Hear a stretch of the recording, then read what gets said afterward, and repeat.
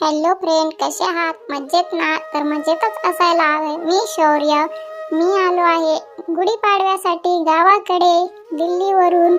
आणि मी आज गुढीपाडव्याची एक दिवस आधीची तयारी तुम्हाला दाखवतो. काय चाललंय, कसं चाललंय आणि काय काय आलंय. सध्या थोडीच यात्रा भरलेली आहे आणि मी आलो आता मम्मीला माऊला घेऊन यात्रेकडे. आणि यात्राचा सध्या सेटअपच चालू आहे. बघा किती छान मंडप केलाय आणि जम्पिंग जपांग सध्या सुरू झाली आहे. तर मी आता जम्पिंग जपांग गाडी ते आता मी खेळणार आहे. तर सगळ्यात आधी मी बसलो आहे गाडीवर. आता मला खूप मजा येते. ढिंग ढिंग ढिंग. कारण उद्यापासून आता पाडवा सुरू होणार. किती गर्दी असणार, त्यामुळे मी आजच निवांत खेळून घेतोय. एकदम निवांत, कुणीच नाही. मी एकटाच बसलोय गाडीत आणि माऊ मला फिरवते. डिंग डिंग डिंग.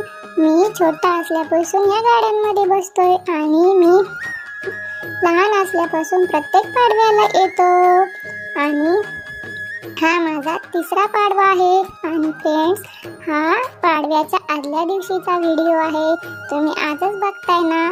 जस्ट मी सगळं फिरून आलो आहे तुम्हाला दाखवण्यासाठी. यात्रेत काय काय आलंय, काय नाही, काय तयारी चालली आहे. आणि आज देव बाप्पा सुद्धा घरी आहे, मंदिरात येणार आहेत.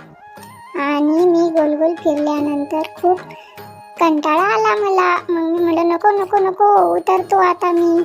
परत बसलो आणि मग आलो जम्पिंग जपांग मध्ये.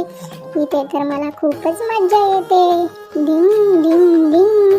अरे अरे अरे अरे, इथं तर मी लहानपणापासून खेळतो. जम्पिंग जपांग माझे आवडतीचे आहे फ्रेंड्स. तुम्ही पण आमच्या गावाकडे नक्की या. चैत्र शुद्ध दिन प्रतिपदेला पैठणवरून कावडीने पाणी घेऊन येतात. देवाला आंघोळ घालतात. शेरण्या असते, खूप छान असते. मी नेक्स्ट ब्लॉगमध्ये तुम्हाला सगळं काही डिटेलमध्ये सांगेल. आणि मी जम्पिंग जपांग खेळल्यानंतर 3-4 मुली बसल्या. म्हटलं मी एकटाच खेळलो. मी म्हटलं आता यांच्यासोबत पण मी राईड करतो. मी परत आलो गाडीमध्ये बसायला. त्या दादाने इतकी फिरवली फास्ट. बापरे, असं वाटलं 100च्या स्पीडने गाडी चालली. मला तर इतकी मजा येत होती. डिंग डिंग डिंग. हसून हसून माझे तर पोटच दुखायला लागले बाबा, इतक्या स्पीडने आम्ही पळत होतो. नंतर देव आले मंदिरात. हे देव बाप्पा प्रत्येकांच्या घरी जात असतात रोज एक दिवस.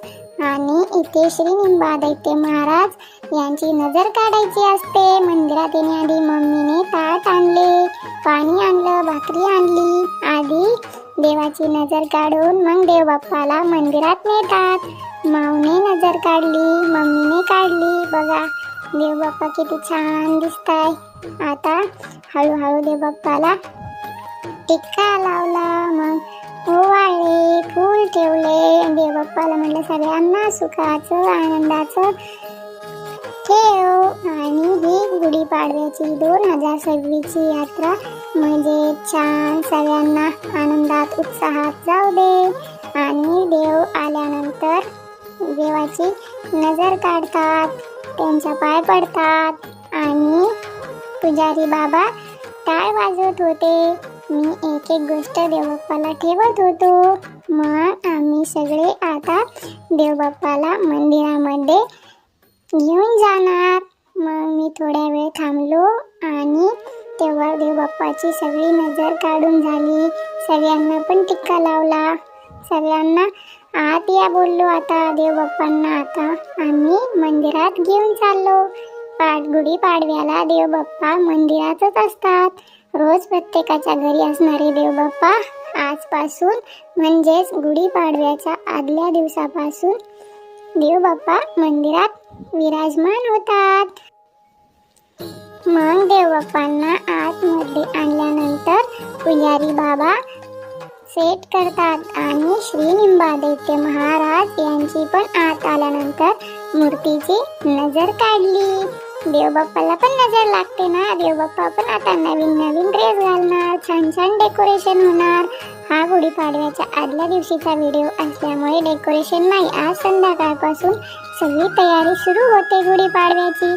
देव बाप्पाला मी पण ओवाळले आणि मग साईडला पण देव बाप्पांची नजर काढली, इकडे पण काढली आणि आम्ही प्रत्येक देव बाप्पांचे निवांत दर्शन केले.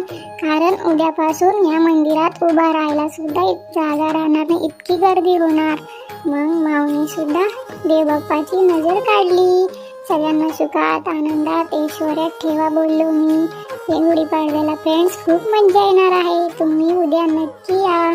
त्यामुळं आज मी काय तयारी चालली काय नाही ते तुम्हाला मी व्हिडिओमध्ये व्लॉग थ्रू दाखवत आहे. माझे गावाकडील व्हिडिओ बघण्यासाठी तुम्ही माझ्या चॅनलला लाईक करा, शेअर करा, सबस्क्राईब करा.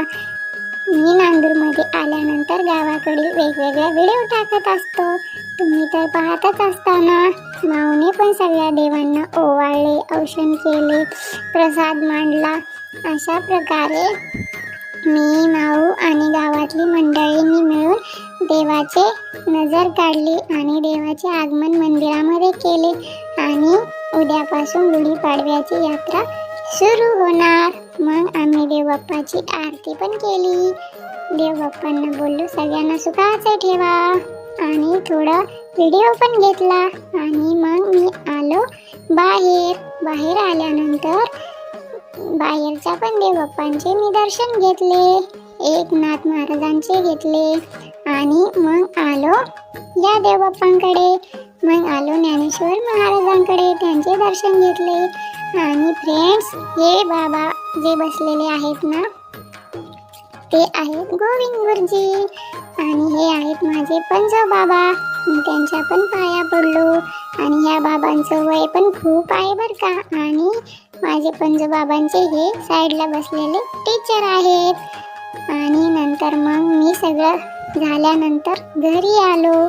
खूप वेळ तुम्हाला सगळं दाखवण्यात गेला. नंतर मला खूप तहान लागली होती, पाणी प्यायचे होते, म्हणून मी फास्ट घरी आलो. आणि मध्येच मला दिसला दगड. मग मी म्हटलो थांब दगडा, माझ्या पायाला लागूच नको. मध्येच लागतो माझ्या पायाला. मग मी बाजूला फेकून दिला आणि थोडंसं बाहेर खेळलो. इथे आले तात्या बाबा मला बोलत होते, आजी बोलत होती, झाले का देव बाप्पाचे दर्शन. मग मी पाणी पिलो आणि अशा प्रकारे मी तुम्हाला पूर्ण दाखवले. कसा वाटला व्लॉग? थँक्यू.